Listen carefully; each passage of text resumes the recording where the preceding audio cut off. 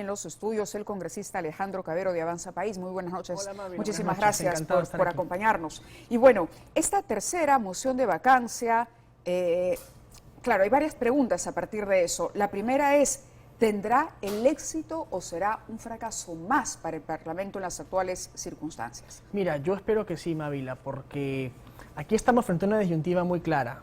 ¿Ser el Parlamento del Bicentenario o ser el Parlamento que es disuelto constitucionalmente para dar paso a una dictadura?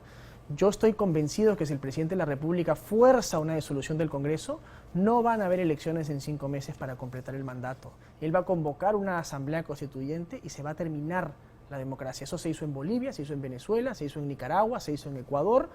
Y yo creo que ese no debe ser el destino del Perú, y menos el destino de estos parlamentarios, que por más diferencias que tengamos, Mávila, algunos más de izquierda, otros más de derecha, otros de centro, todos debemos defender la institucionalidad, la democracia, el fuero parlamentario. Para eso nos ha elegido el pueblo. Y ese los mecanismos que tienen a su disposición, tanto el Congreso como el Poder Ejecutivo, el Gobierno, para ejercer precisamente ese control y esa separación de poderes, pasan por estas cartas que se han venido utilizando desde el año 2016 de manera muy frecuente, ya sea la disolución del Parlamento o ya sea la vacancia presidencial. Lo que debería motivar la vacancia presidencial es el convencimiento por parte de un número muy importante, 87 congresistas, de que el presidente es incapaz moralmente para gobernar. Eso es lo que debería provocar una moción de vacancia. En este caso se ha tenido que gatillar, digamos, la amenaza contra el Congreso de un posible cierre para que proceda la moción de vacancia, porque Eduardo Málaga venía trabajando este documento con anterioridad a lo que ha sucedido la semana pasada con la cuestión de confianza. Es decir, el Congreso hoy lo que hace es defenderse ante una disolución eventual por parte del Ejecutivo o actúa en pleno convencimiento de que la incapacidad moral está demostrada. Yo creo que es un poco las dos cosas, ¿no? Porque sí existe en el oficialismo un descontento grande por el actuar del gobierno y porque muchos te dicen en privado que ya el gobierno es absolutamente indefendible, ¿no? Y que evidentemente hay un fastidio generalizado por el nombramiento de Betsy Chávez o por básicamente un gobierno pues que ya no tiene forma de cómo defenderse.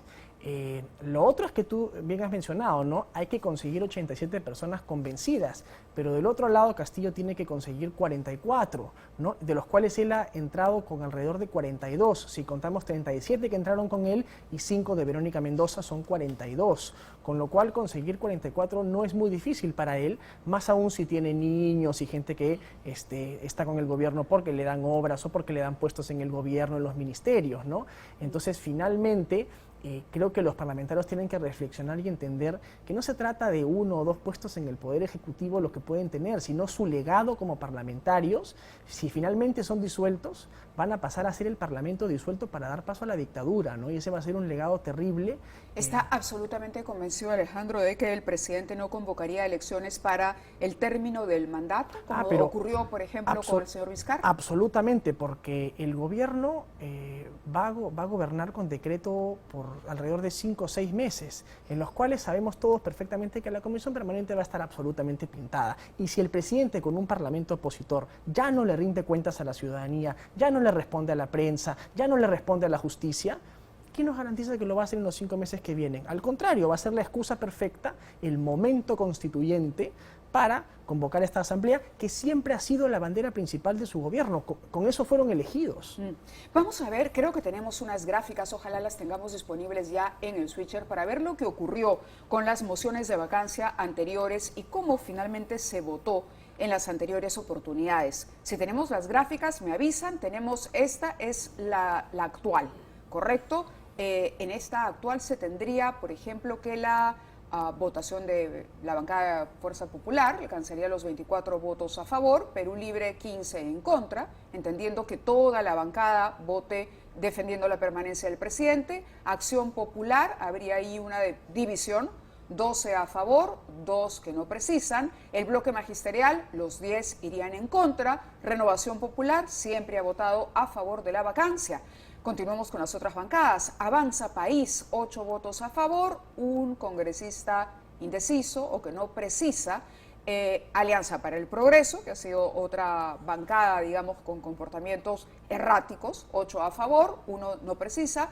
Podemos Perú, 1 a favor, 5 sin precisar o sin pronóstico, Integridad y Desarrollo, 6. No se sabe a dónde iría la votación de la bancada de Integridad y Desarrollo. Y Perú Democrático, que tiene 5 integrantes, los 5 votarían en contra de la moción de vacancia. ¿Qué nos da esto? Un total de, ahí están los 130 miembros del Parlamento, a favor hay 67, 30 en contra y 33, de los cuales de este bolsón de 33 parlamentarios que no han precisado todavía una posición a favor o en contra, tendrían que salir los 20 votos que se requiere para vacar al presidente. De acuerdo a lo que ha dicho el congresista Málaga, él confía en que eso se va a poder conseguir. Sin embargo, el día de hoy también ha causado sorpresa la presentación de esta moción de orden del día, la 4907, que dice que propone la creación de una comisión especial por la gobernabilidad y el orden constitucional para, a través del diálogo entre Ejecutivo y Legislativo, lograr el bienestar. Esto quiere decir que, por ejemplo, congresistas como Edgar Tello, Alex Paredes, Elvis Vergara, vocero de Acción Popular, no estarían del todo convencidos y estarían proponiendo otra solución a la crisis actual, que sería la formación de una comisión con miembros tanto del Ejecutivo como del Congreso. ¿Esto es posible a estas alturas? Mira, yo en realidad no creo que sea incompatible, Mávila, la formación de una comisión con la vacancia. Al contrario, yo estoy convencido que luego de la vacancia tiene que venir un momento de diálogo. Tenemos que sentarnos a conversar con la vicepresidenta, que sería la presidenta, con el Parlamento, y tenemos que darle calma al país, porque no puede seguir la confrontación, ¿no? Creo que en este momento un diálogo con Pedro Castillo es muy difícil, porque ya no estás hablando de diferencias puramente ideológicas, estás hablando de un presidente que tiene 7 carpetas fiscales, ¿no? Y tiene sobrinos fugados, ministros fugados, está demasiado embarrado en corrupción y además evidentemente es un presidente absolutamente incapaz de gobernar el Perú, eso creo que queda clarísimo. Pero sí es importante, y yo sí creo que después de la vacancia tiene que venir un momento de diálogo, es fundamental un momento de diálogo con entre el Congreso, y el Ejecutivo representado por Dina Boluarte. Por supuesto, y hecho la moción para crear la comisión es para garantizar el orden constitucional. La vicepresidenta asumiría en su sesión constitucional y el país tiene que conversar. Todas las fuerzas políticas, que como tú bien has mostrado, es un parlamento muy fragmentado, muy dividido, ¿no? Donde hay fuerzas más de centro, más de izquierda, más de derecha, pero eso es fundamental, eso tiene que ocurrir. Me refería yo a que esta moción divide, digamos, las soluciones planteadas desde el Legislativo y sorprende porque conversábamos ahora más temprano, antes de salir al aire, con el equipo de producción y decíamos, a ver, ¿cuáles son todas las iniciativas que plantea el Congreso? Primero, la demanda ante el Tribunal Constitucional, ¿no? La demanda competencial con relación a la cuestión de confianza. Por otro lado, se habría estado discutiendo también el proyecto de adelanto de elecciones, la acusación contra el presidente por su interpretación sobre la cuestión de confianza que ha presentado la congresista Chirinos y algún otro congresista más, Valer, me parece, la suspensión del presidente, la pertinencia o no de la denuncia de la Fiscalía. Es decir, en el Congreso se siente que hay como muchos esfuerzos dispersos, no están, parece todos de alguna manera coordinados, ¿no? Aglutinados en torno a la vacancia. Hay una división, ¿no? Y cada uno plantea una solución diferente. Mira, lo que pasa es que cada uno de esos aborda un problema distinto, ¿no?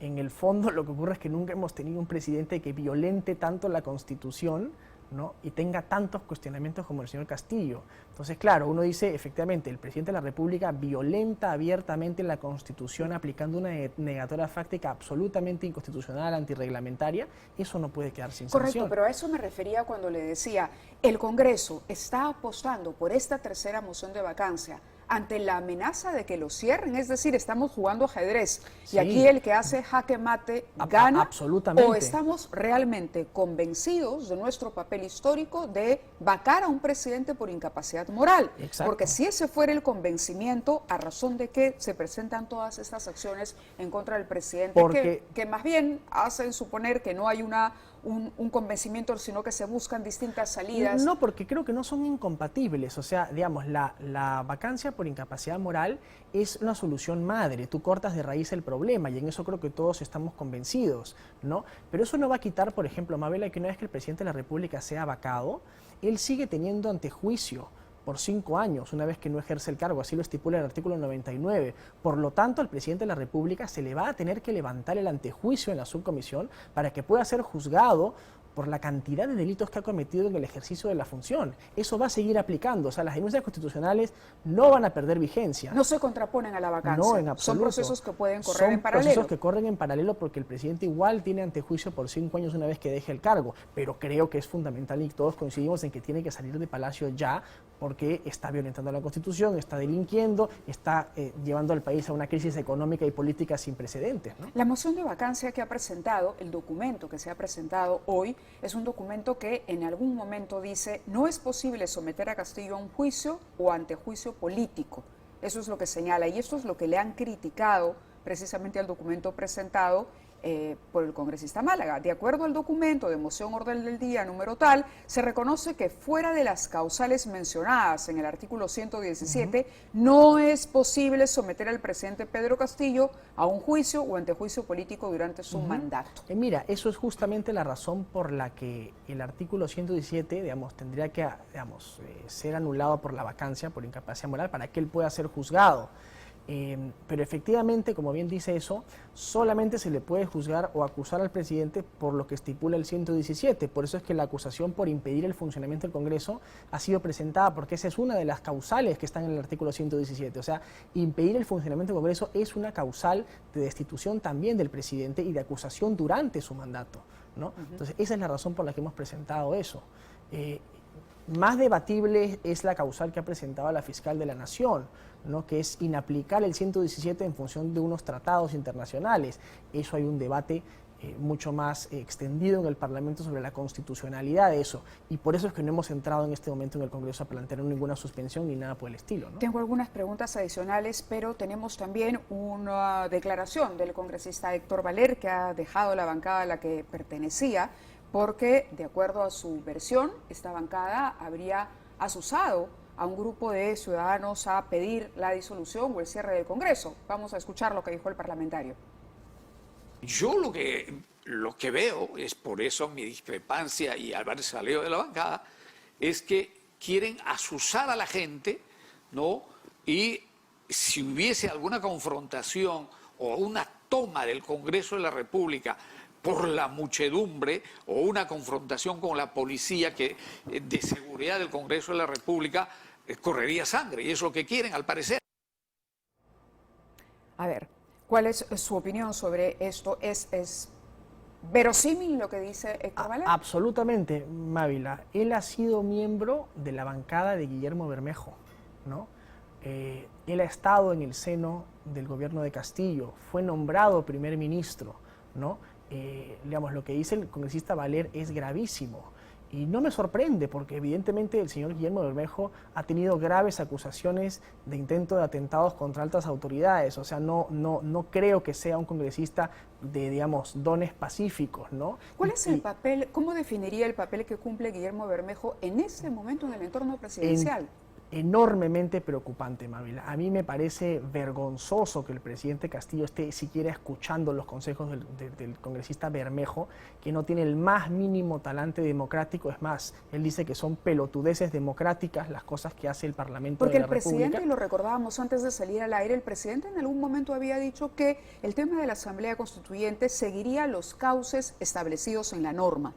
Sin embargo, después cambia y hace una cuestión de confianza por la ley del referéndum, con el objetivo precisamente de llegar a convocar esa Asamblea Eso además de Constituyente. mostrar que el presidente no tiene las convicciones y las ideas muy claras, ¿no? Y que se deje influenciar por la última persona con la que conversa, muestra que el presidente evidentemente no tiene palabra, con lo cual un diálogo se hace cada vez más difícil, porque un presidente que te dice hace 8 meses que no va a convocar una constituyente y luego hace una cuestión de confianza, que es una cosa indispensable para el funcionamiento de tu gobierno, sobre ese mismo tema, es un presidente que no tiene palabra y que evidentemente está escuchando a un congresista que tiene pues como convicción que la democracia son pelotudeces. Entonces yo sí creo que el señor Bermejo está llevando a Pedro Castillo hacia volverse un dictador, cerrar el Congreso a la fuerza, asusar a la gente, y ese no es el camino, creo, que quiere tomar la gran mayoría de peruanos, ¿no? Estamos enlazados desde el Congreso de la República ahora con el congresista Alejandro Aguinaga, integrante de la bancada de Fuerza Popular. Congresista Aguinaga, muy buenas